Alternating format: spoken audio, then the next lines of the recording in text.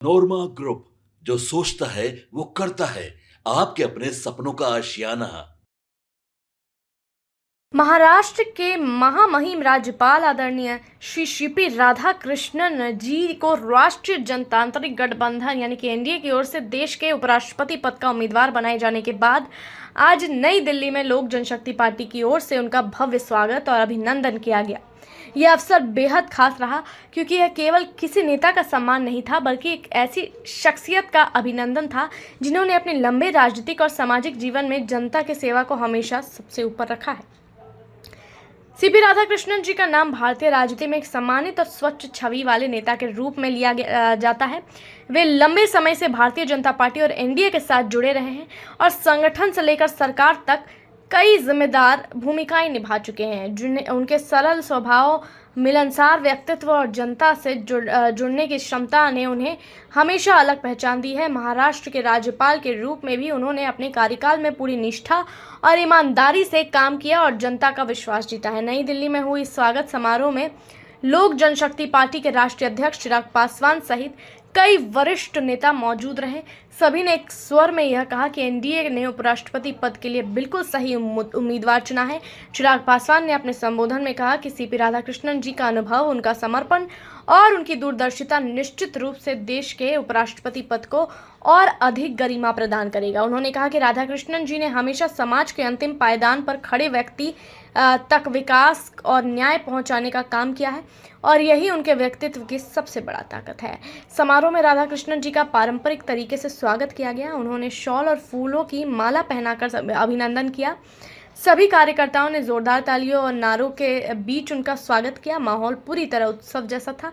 यह दृश्य इस बात का प्रमाण था कि राधाकृष्णन जी को एनडीए के नेता ही नहीं बल्कि आम कार्यकर्ता भी दिल से पसंद करते हैं और उन पर गर्व महसूस करते हैं। एनडीए की ओर से उपराष्ट्रपति पद के उम्मीदवार बनाए जाने के बाद अब देश भर में राधाकृष्णन जी के नाम को लेकर चर्चा शुरू हो गई है।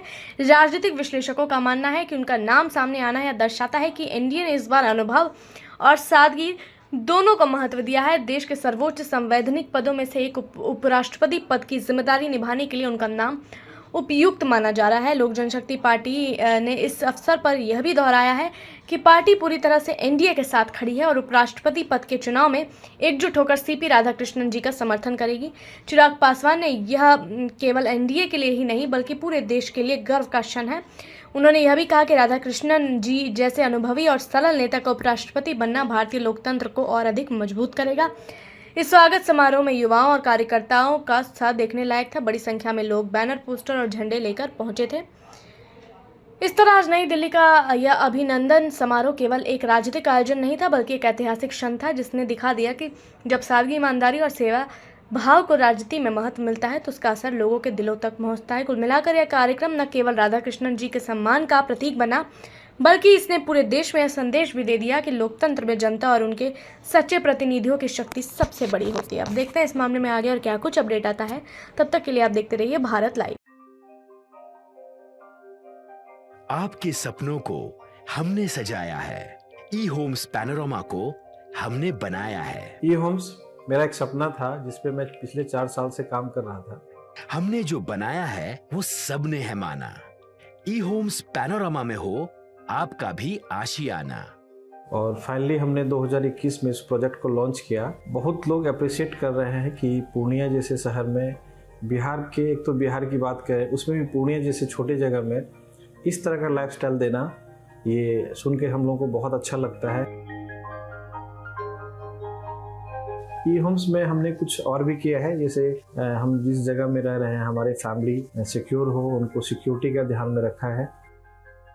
आपकी सुविधा और सुरक्षा आपके लिए खास है, ये आपका विश्वास है। इसमें आर्टिफिशियल इंटेलिजेंस का 7 लेयर सिक्योरिटी का हमने इस्तेमाल किया है। लस ग्रीन कैंपस को बनाया है। यदि हमारा बाउंड्री वाल है तो वो वर्टिकल गार्डन है।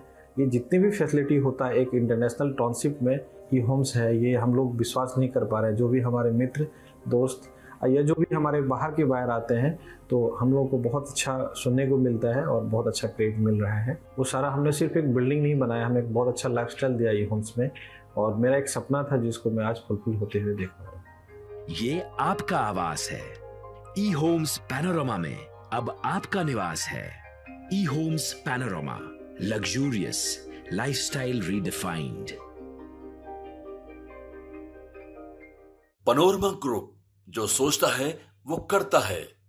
अगर ये वीडियो पसंद आई और वह बिहार के राजनीति और बिहारियत से सरोकार रखेनी तो सब्सक्राइब बटन दबा के चैनल के सब्सक्राइब कर ली। ओजे एगो घंटी बा, ओकरा बटन दबा देला से कुल सटीक और मारक खबर रुआ मुफ्त में मिल जाई।